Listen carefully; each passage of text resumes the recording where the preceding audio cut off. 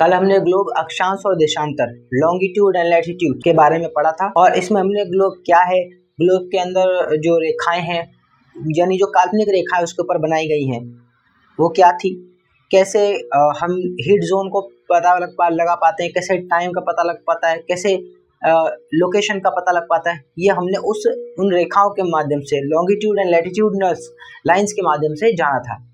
कल हमने ग्लोब के बारे में जितना हो सका उतना क्लास 6 के अनुसार हमने पढ़ा और सीखा। आज हम बिल्कुल पॉइंट टू पॉइंट एनसीईआरटी के अकॉर्डिंग अब इस चैप्टर को आगे बढ़ाएंगे। तो नमस्कार दोस्तों, मैं हूं जतिन पाठक और आपका स्वागत करता हूं अपने यूट्यूब चैनल पे जिसका नाम है जतिन एडुग्रो। तो आइए शुरू करते हैं। और अब हमारे पास जो अगला पहला टॉपिक होगा वो होगा महत्वपूर्ण अक्षांश समानांतर रेखाओं का। मैं पॉइंट लिखता जाऊंगा और जो पॉइंट में समझाने और बोलने लायक होगा वो मैं बोलता जाऊंगा। जो लिखने वाली पॉइंट्स होंगे वो मैं जरूर लिख दूंगा। अब हमारे पास कुछ महत्वपूर्ण अक्षांश समानांतर रेखाएं हैं। इम्पोर्टेंट पैरेलल ऑफ लैटिट्यूड्स भी बोलते हैं इनको। तो साथ ही साथ इंग्लिश के कुछ टर्म्स मैं वो भी बीच बीच में क्लियर करता रहूंगा। विषुवत वृत्त 0 डिग्री उत्तर ध्रुव 90 डिग्री उत्तर तथा दक्षिण ध्रुव 90 डिग्री दक्षिण के अतिरिक्त 4 महत्वपूर्ण अक्षांश समानांतर रेखाएं और भी हैं और ये कुछ इस प्रकार हैं। चलो, तो जैसा कि यहाँ पे लिखा है विषुवत वृत्त ये 0 डिग्री पर होती है, वहीं ठीक यहाँ पे देखें तो ये 90 डिग्री पर होती है और इसको हम बोलते हैं उत्तरी ध्रुव। इंग्लिश में बोले तो नॉर्थ पोल। मैं शॉर्ट फॉर्म में लिख देता हूँ एन पोल यानी नॉर्थ पोल। ऐसे ही तीसरी जो महत्वपूर्ण बिंदु है वो है दक्षिणी ध्रुव। पढ़ा था कर्क रेखा यहाँ पर है और ये रेखा है 23.5 डिग्री, ठीक है, 23.5 डिग्री नॉर्थ में है और इसको क्या बोलते हैं कर्क रेखा या फिर ट्रॉपिक ऑफ कैंसर। और ये ध्यान रखेंगे इस पूरे पार्ट को उत्तरी भाग उत्तरी गोलार्ध यानी कि नॉर्थ हेमिस्फीयर बोलते हैं। इस पूरे पार्ट को हम क्या बोलते हैं नॉर्थ हेमिस्फीयर। चलो इसको सिर्फ बोल देता हूँ क्योंकि इतना बोर्ड पे गिर जाएगा। फिर अगला पार्ट देखो, आप नीचे देखते हो ये भी 23.5 डिग्री पर है और ये क्या है कल ही पढ़ा हमने ट्रॉपिक ऑफ कैप्रिकॉर्न, ठीक है, मकर रेखा ट्रॉपिक ऑफ कैप्रिकॉर्न और ऊपर कर्क रेखा है तो नीचे ये मकर रेखा के नाम से जानी जाती है। 23.5 डिग्री पर ये होती है और ये दक्षिण ध्रुव में होती है यानी कि साउथ में होती है ना। विषुवत वृत्त के उत्तर में 66.5 डिग्री पर और विषुवत रेखा के दक्षिण में 66.5 डिग्री पर ध्रुव वृत्त होता है, उत्तरी ध्रुव वृत्त और दक्षिणी ध्रुव वृत्त। और साथ ही इसे हम आर्कटिक सर्कल के नाम से जानते हैं और ये भी हमने पढ़ लिया था।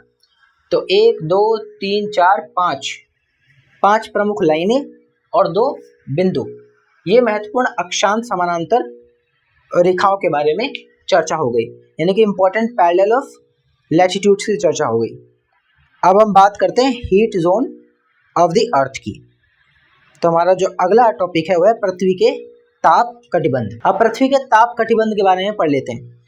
कर्क रेखा एवं मकर रेखा के बीच के सभी अक्षांशों पर सूर्य वर्ष में एक बार दोपहर के में सिर के ठीक ऊपर होता है, इसलिए इस क्षेत्र में सबसे अधिक ऊष्मा प्राप्त होती है तथा इसे उष्ण कटिबंध कहा जाता है।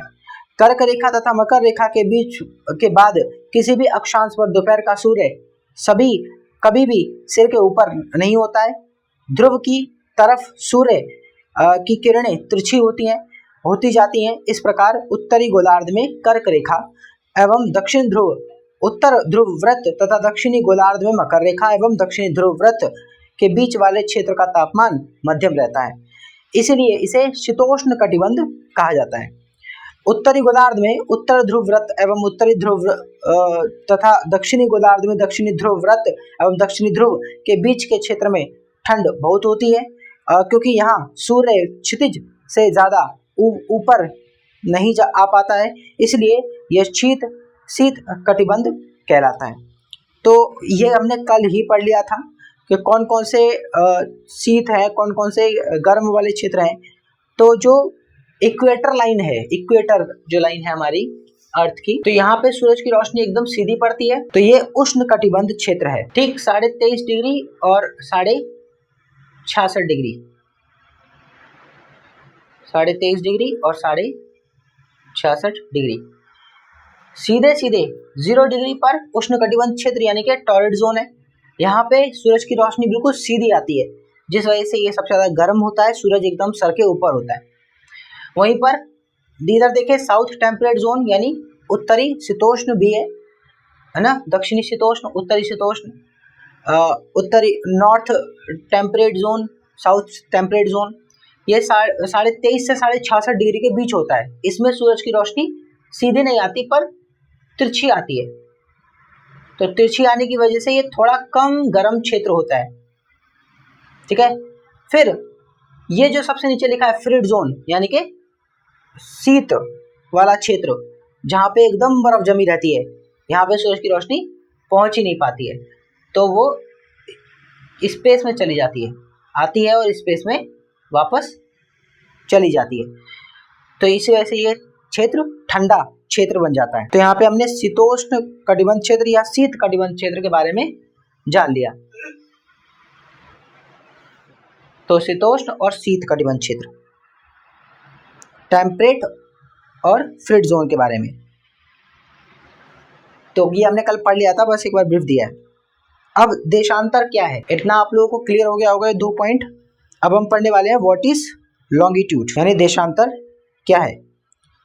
तो किसी स्थान की स्थिति को बताने के लिए उस स्थान के अक्षांश के अतिरिक्त कुछ और जानकारियों की आवश्यकता भी होती है।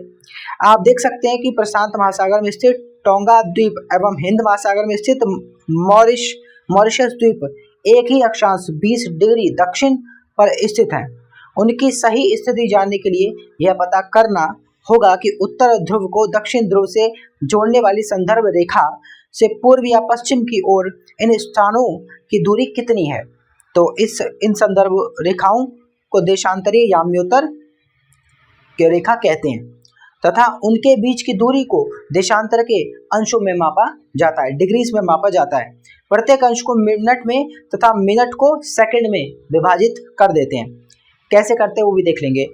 ये अर्धवृत्त हैं तथा उनके बीच की दूरी ध्रुवों की तरफ बढ़ने पर घटती जाती है एवं ध्रुवों पर शून्य हो जाती है, जहां सभी देशांतरीय याम्योत्तर आपस में मिलती है। ठीक है, अब यहाँ पे क्या बताया गया, ब्रीफ कर देते हैं इसको। ये उत्तर से दक्षिण की तरफ बनी हुई लॉन्गिट्यूड यानी देशांतर रेखाएं होती हैं। ये हमारे लिए बहुत ज़्यादा ज़रूरी होती हैं। ये हमें टाइम के बारे में बताती है। तो यहाँ पे प्रशांत महासागर में स्थित टोंगा द्वीप एवं हिंद महासागर में स्थित मॉरिशस द्वीप एक ही अक्षांश पर हैं, यानी 20 डिग्री दक्षिण में है। तो हम इसको क्या कह सकते हैं, इसके 2 पार्ट करें तो नीचे दक्षिण में यानी इक्वेटर लाइन से नीचे दक्षिण वाले भाग में पर कौन से, ईस्ट वाले या वेस्ट वाले, ये पता लगाना बहुत ज़रूरी है ना। और दोनों ही 20 डिग्री दक्षिण है। जैसे कल के एग्जाम्पल में हमने उदाहरण में लिया था, जाना था कि दोनों ही साउथ में थे।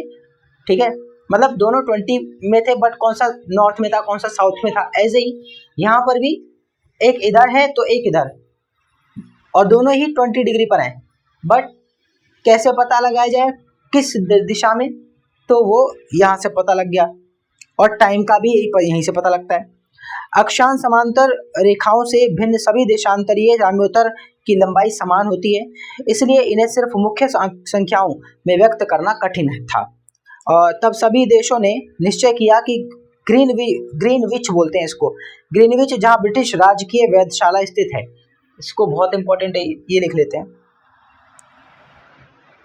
ये जो लाइन होती है हमारी, ठीक ये वाली लाइन है ना, ये वाली, इसको हम बोलते हैं प्राइम मेरिडियन। तो ग्रीनविच में ये है प्राइम मेरिडियन। वैसे सभी मेरिडियन है, लेकिन ये प्राइम मेरिडियन है जो ब्रिटिश राजकीय वेधशाला यानी कि जो ब्रिटिश रॉयल ऑब्जर्वेटरी है वहां से ये होकर गुजरती है। तो ये सबने तय किया। ये 0 डिग्री होगी एकदम। आगे पढ़ देते हैं। इसका मान 0 डिग्री देशांतर है, लॉन्गिट्यूड, तथा यहाँ से हम 180 पूर्व या 180 पश्चिम तक गणना करते हैं। प्रमुख याम्योत्तर तथा 180 डिग्री याम्योत्तर मिलकर पृथ्वी को 2 समान भागों पूर्वी गोलार्ध एवं पश्चिमी गोलार्ध में विभक्त करती है। इसलिए किसी स्थान के देशांतर के आगे पूर्व के लिए अक्षर शॉर्ट में पू तथा पश्चिम के लिए अक्षर प का उपयोग करते हैं। यह जानना रोचक होगा कि 180 डिग्री पूर्व और 180 डिग्री पश्चिम याम्योत्तर एक ही रेखा पर स्थित हैं। हाँ बिल्कुल, ये बहुत इंपॉर्टेंट वाली बात है कि जैसे कि यहाँ से अगर आप इसी रेखा से प्राइम मेरिडियन से पश्चिम दिशा में चलते हो तो ये रेखाएं घूम करके पूरी की पूरी 180 यहाँ तक आती हैं, यानी वापस प्राइम मेरिडियन पर आती हैं। और अगर इससे पश्चिम में चलते हो तो घूम करके वापस इसी पे आती हैं, यानी कि यही रेखाएं एक्चुअल में काउंट होती हैं। तो बहुत ही रोचक बात ये है जानने के लिए। ठीक है, सेम ही है, जो पूर्व है वही पश्चिम है, बट इसका जो बनाया गया है समय के लिए बनाया गया है, समय के लिए, टाइम के लिए। अब ग्लोब पर अक्षांश समांतर रेखाओं एवं देशांतरीय याम्योत्तर के द्वारा बनी ग्रिड को देखो। अगर आपको किसी स्थान के अक्षांश एवं देशांतर की सही जानकारी हो तो ग्लोब पर आप उस स्थान का पता आसानी से लगा सकते हैं। उदाहरण के लिए असम में धुबरी 26 डिग्री उत्तर अक्षांश एवं 90 डिग्री पूर्व देशांतर पर स्थित है। अब उस बिंदु को देखें जहां ये दोनों रेखाएं एक दूसरे को काटती हैं। यह बिंदु धुबरी की सही स्थिति को बताएगा। अब देखिए एक एग्जांपल ले लेते हैं। ये लाइनें हो गई। अब हम बात कर रहे हैं धुबरी की, जो कि असम में है। तो 26 डिग्री उत्तर, मान ले कि ये लोकेशन है धुबरी की। ठीक है, तो हम इसको क्या लिखेंगे, 26 डिग्री नॉर्थ, 26 डिग्री नॉर्थ पे है और 90 डिग्री पूर्व ईस्ट में है, 90 डिग्री ईस्ट में है। अब ये एग्जैक्ट क्या हो गई, ये एग्जैक्ट लोकेशन हो गई उस धुबरी की जो कि असम में है। तो 26 डिग्री नॉर्थ, यानी कि अगर 4 भागों में बटा हुआ है तो ये नॉर्थ हेमिस्फीयर में आएगा। पहला ये क्लियर हुआ। दूसरे से क्लियर हो गया 90 डिग्री ईस्ट, यानी कि अब ईस्ट में या वेस्ट में, तो ईस्ट में, यानी कि इस वाले सेक्शन में आएगा।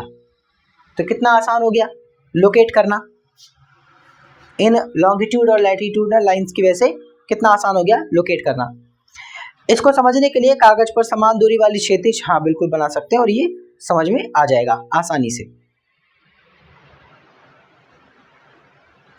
अब आते हैं देशांतर और समय पे। समय को मापने का सबसे अच्छा साधन पृथ्वी, चंद्रमा एवं ग्रहों की गति है। सूर्योदय एवं सूर्यास्त प्रतिदिन होता है, अतः स्वाभाविक ही है कि यह पूरे विश्व में समय निर्धारण का सबसे अच्छा साधन है। स्थानीय समय का अनुमान सूर्य के द्वारा बनने वाली परछाई से लगाया जा सकता है, जो दोपहर में सबसे छोटी एवं सूर्योदय तथा सूर्यास्त के समय सबसे लंबी बनती है।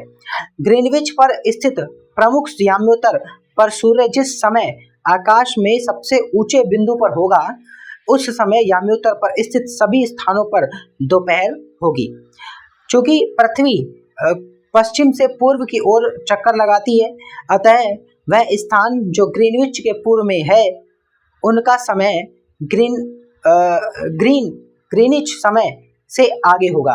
अब देखो बहुत ध्यान से इसको समझने वाली बात यह है कि देशांतर और समय, ये दोनों, इससे कैसे समय का अंदाजा लगाया जाता है। क्योंकि मैंने आपको बताया था कि जो अर्थ है यदि वो पश्चिम से पूर्व की तरफ ऐसे रोटेट होती है खुद में ही, ठीक है, तो जब वो पश्चिम से पूर्व की तरफ घूमती है तो सूरज सनराइज होता हुआ दिखाई देता है ईस्ट से वेस्ट की तरफ, यानी कि कुछ इस तरीके से। तो यहाँ पे टाइम बढ़ेगा क्योंकि सन राइज हो रहा है यहाँ पर, तो यहाँ पे टाइम बढ़ेगा। तो एक जब कभी भी हमारी जो ग्रीनविच लाइन है वहाँ से ईस्ट की डायरेक्शन की तरफ बढ़े जाएंगे आप, तो टाइम पॉजिटिव होगा। और जब आप ग्रीनविच से पश्चिम की तरफ जाएंगे, वेस्ट की तरफ जाएंगे, उसके सन के अकॉर्डिंग, जैसे सन आपको दिखता आता हुआ उसी के अकॉर्डिंग जाएंगे, तो आपको टाइम नेगेटिव में काउंट करना होगा। और कैसे? हर एक डिग्री आगे या पीछे जाने पर, यानी हर एक डिग्री ईस्ट या वेस्ट जाने पर 4-4 मिनट का अंतर रहेगा। ये बहुत इंपॉर्टेंट बात है, बहुत ध्यान से समझने वाली बात है। तो चूंकि पृथ्वी पश्चिम से पूर्व की ओर चक्कर लगाती है, अतः वह स्थान जो ग्रीनिच से पूर्व होगा उसे ग्रीनिच समय से आगे होगा, तथा जो पश्चिम में है उनका समय पीछे होगा। समय के अंतर की दर की गणना निम्नलिखित विधि से की जाती है। पृथ्वी लगभग 24 घंटे में अपने अक्ष पर 360 डिग्री घूमती है।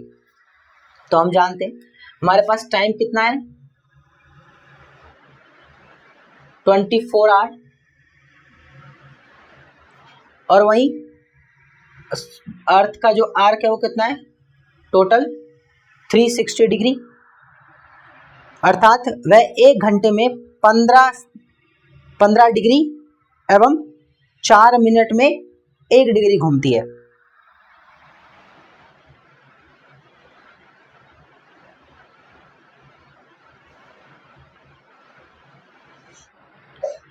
अब हमें इसको डिवाइड करना हो तो 24 और 360 डिग्री, अगर हमें पता लगाना हो कि यही जो टाइम और ये जो पूरा आर्क है, अगर इसको हमें 1 घंटे का निकालना हो तो ये होगा 15 डिग्री और ये टाइम होगा 1 घंटे का। यानी 1 घंटे के समय में हम 1 घंटे के समय में कितना डिग्री कंप्लीट कर लिया जा सकता है, 15 डिग्री। लेकिन हमें अगर 1 डिग्री का निकालना हो तो और नीचे आएंगे और हमें 1 डिग्री का पता चलेगा, वो होगा हमारे लिए 4 मिनट के बराबर, 4 मिनट। 4 मिनट, ध्यान देना, 4 मिनट 1 डिग्री के बराबर होगा। यानी अगर ईस्ट में 1 डिग्री आप चले तो 4 मिनट समय में ऐड हो जाएगा, और वही 1 डिग्री वेस्ट में चले तो 4 मिनट माइनस हो जाएंगे। तो इस तरीके से ये घूमती है और समय का ये कालचक्र चलता है। इस प्रकार जब ग्रीनिच में दोपहर के 12 बजते हैं तब ग्रीनिच से 15 डिग्री पूर्व में समय होगा 15 गुना 4। अब देखो, जो हमारी अर्थ है उसमें ग्रीनविच लाइन बनाई गई है, ठीक है, जैसे प्राइम मेरिडियन जो है वो बताती है कि सूरज यदि बिल्कुल एकदम स्ट्रेट होगा ना इस पर, तो उस वक्त बाकियों पर ये परछाई बन रही होगी पर यहाँ पे नहीं बनेगी। तो यहाँ से समय को काउंट करें, अगर यहाँ पे 12 बज रहे हैं ना, यहाँ पे यदि 12 बज रहे हैं तो ईस्ट में ये 4 मिनट हर एक डिग्री पे जुड़ते जाएंगे, और वेस्ट में ये 4 मिनट हर एक डिग्री पे घटते जाएंगे। तो यदि मान लो कोई 15 डिग्री पूर्व चला जाता है तो 15 गुना 4 60 मिनट, तो 60 मिनट यहाँ पे ऐड हो जाएंगे। तो अगर 12 बज रहे थे तो 60 मिनट ऐड हो जाएंगे और हो जाएंगे, अब इस बार 1 बज चुका होगा तो 1 घंटे आगे होगा, अर्थात वहाँ दोपहर का 1 बज रहा होगा। लेकिन ग्रीनिच से 15 डिग्री पश्चिम में जाएं तो इस बार सुबह के 11 बज रहे होंगे, तो 1 घंटा कम हो जाएगा। इसी प्रकार जब ग्रीनिच पर दोपहर के 12 बजे होंगे उस समय 180 डिग्री पर मध्यरात्रि हो रही होगी। बिल्कुल सही बात है, यानी ग्रीनविच पर 12 बज रहे हैं तो वहीं पे अगर पूर्व से जाओ चाहे पश्चिम से जाओ, 180 डिग्री अगर आप घूम जाते हो यानी कि उसके ठीक अपोजिट, तो यहाँ दोपहर के 12 बज रहे हैं तो वहाँ रात के 12 बज रहे होंगे, यानी कि एग्जैक्ट वहाँ पे रात हो जाएगी। आप समझो, अगर आगे इसको रखूँ तो ये ग्रीनविच का पार्ट है, यहाँ एकदम 0 डिग्री देशांतर है, लॉन्गिट्यूड है, और यहाँ पे हो रखा है टाइम दोपहर के 12। तो ये मैं पश्चिम से घुमा 180 डिग्री, और यही मैं पूर्व से घुमा 180 डिग्री, पूरा यहाँ आएगा उसके ठीक ऑपोजिट।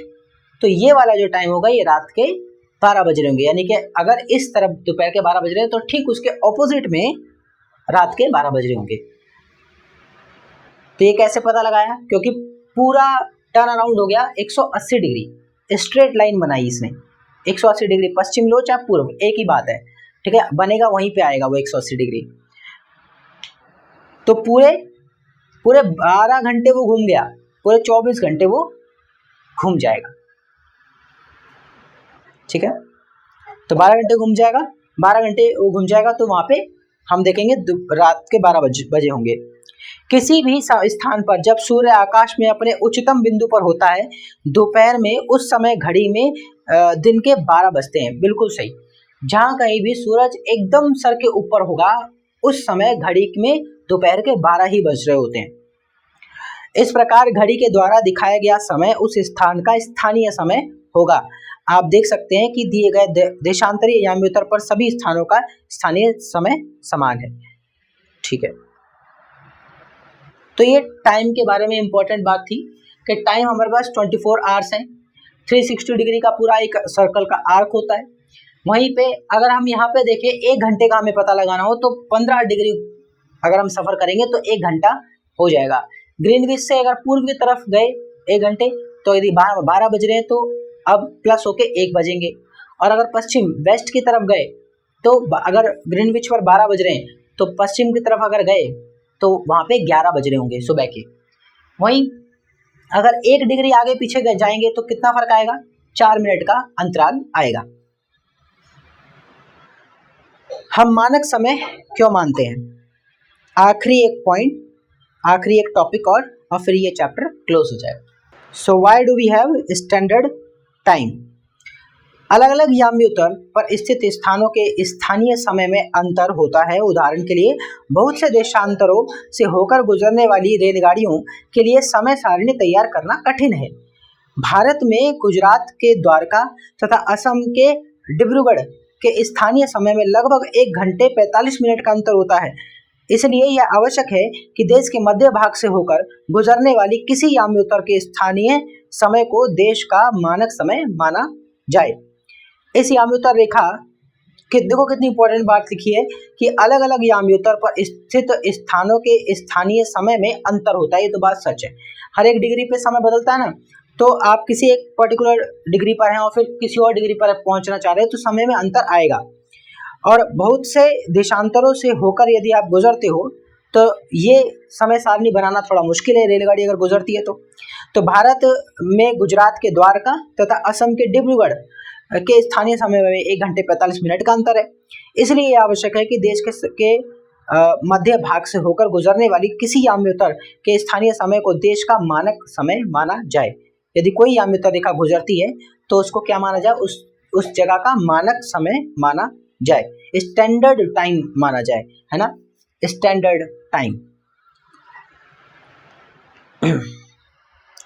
भारत में 82 degree east, 80 degree and 30 degree, 80 degree and 30 minute पूर्व को मानक याम्योत्तर माना गया है। और मैं लिख देता हूँ, स्टैंडर्ड मेरिडियन माना गया है 82.5 डिग्री ईस्ट। इस याम्योत्तर के स्थानीय समय को पूरे देश का मानक समय माना जाता है। इसे भारतीय मानक समय के नाम से जाना जाता है। तो इसको